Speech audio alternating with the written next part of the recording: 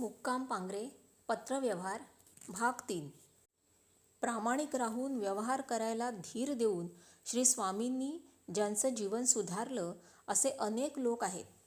एखाद्याचे बाबतीत असं होण्याचं कारण काय म्हणून मी एकदा श्री स्वामींना विचारलं होतं.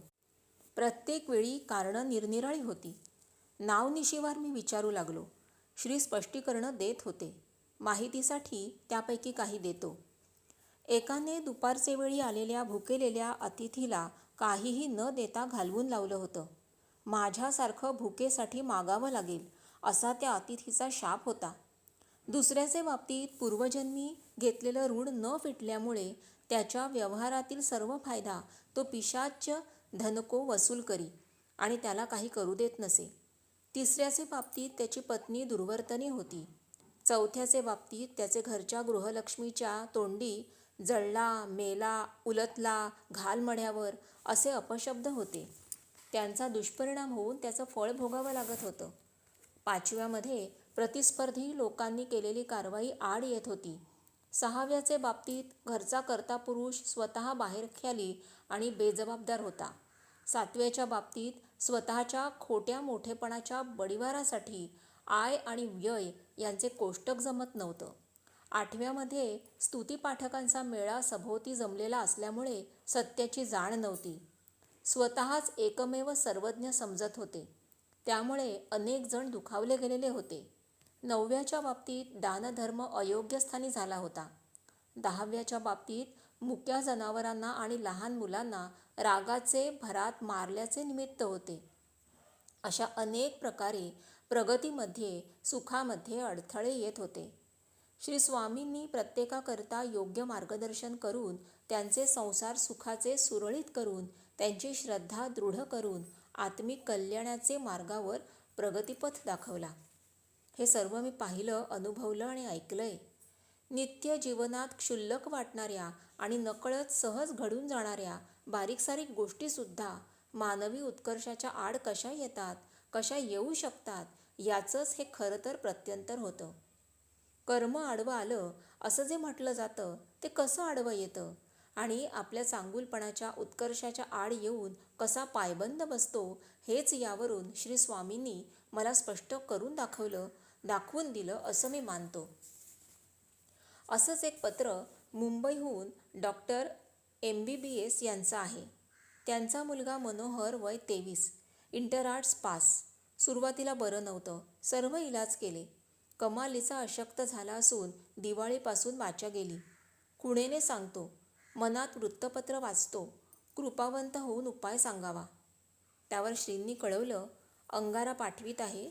1 महिना रोज सकाळी स्नान केल्यावर त्या मुलाच्या जिभेवर घालावा. त्याला कपाळी लावण्यास सांगावा.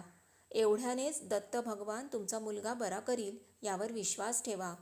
सर्वच प्रश्नांची उत्तरं केवळ चिकित्सेने मिळणार नाहीत.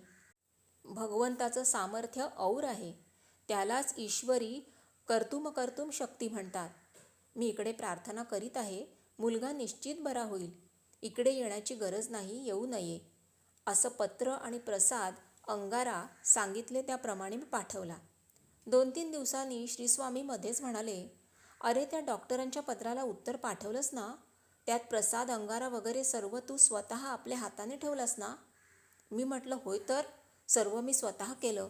पोस्टात देखील मी स्वतःच नेऊन टाकलं. का असं का विचारता?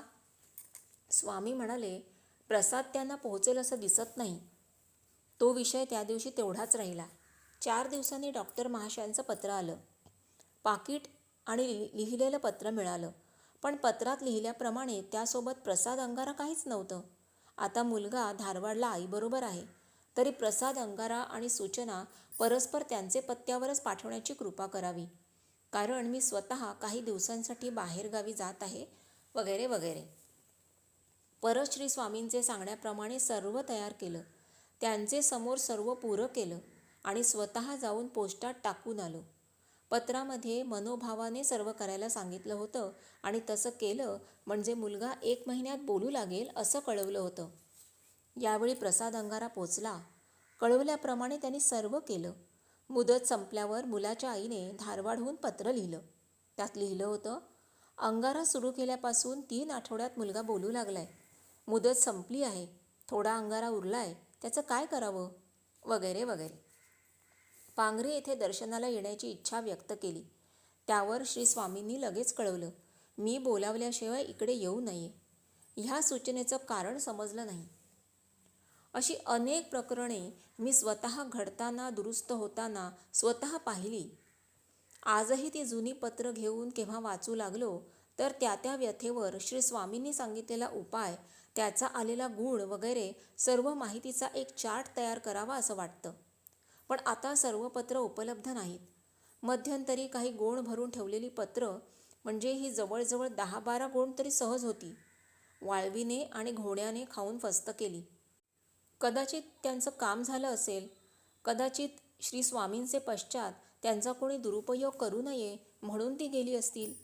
त्यातील माझेकडे जी राहिली ती बचावली होती आणि आहेत. त्यावरून असं म्हणावं लागेल, केव्हा कोणी काय आणि कसं करायचंय हे सुद्धा नियतीने आधीच ठरवून तर ठेवलेलं नाही ना. असंच एक पत्र वाईच्या वेदशास्त्र संपन्न श्री जोशी या वैदिकांचं आहे.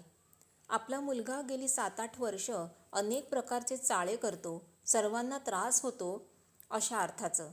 त्यांना श्री स्वामींनी कळवलं, घरी एक उदकशांत करावी, दरवर्षी करावी. रोजचे पठणात सौरसूक्ताचे आवर्तन म्हणावे, मुलगा बरा होईल.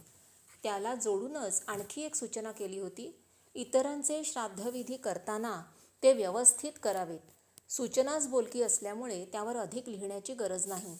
तरीसुद्धा या वर्तमान आयुष्यात केवळ गतजन्मीच्याच कर्माची फळं भोगावी लागतात असं नाही, तर या जन्मातील आपण स्वतः केलेली कर्मसुद्धा अदृष्ट म्हणून आपल्या सुख समाधान यांच्या आड येतात आणि त्रास भोगावा लागतो, असंच यावरून म्हणावं लागेल. दुसरं एक पत्र अमळनेरच्या श्री फाटक यांचं आहे. त्यांना 2-3 वर्षांपासून दमा सुरू आहे. उपाय अगर औषध विचारलंय.